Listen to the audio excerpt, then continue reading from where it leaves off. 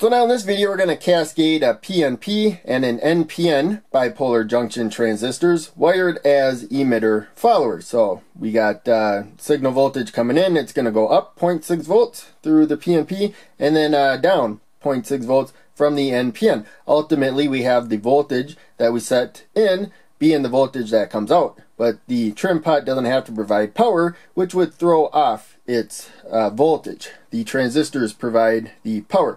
So here is how we have our wired up trim pot going to the base of the PNP, and we looked at last video that it will raise that voltage. We don't need much current. We can use a high value resistor there to help set that. So 0.6 volts higher coming to the NPN. We saw 2 videos ago that will drop 0.6 volts, but we raise and drop the same amount of voltage.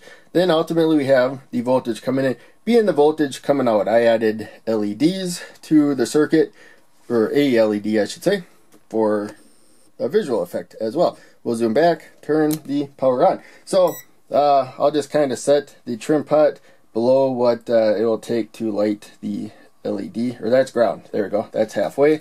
I forgot I turned the trim pot around on here. And we will look at, we got to go to ground, and then we'll look at the trim pot voltage, about 1.8 approximately, and it won't be 100% perfect probably, but there you can see very, very close to the same voltage. Now we'll set the voltage, again I forgot I turned it the other way, there we go, most of the way towards the positive rail.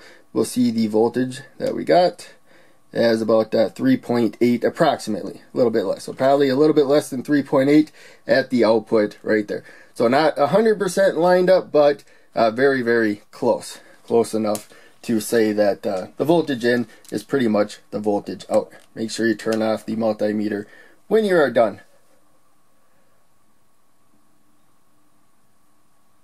And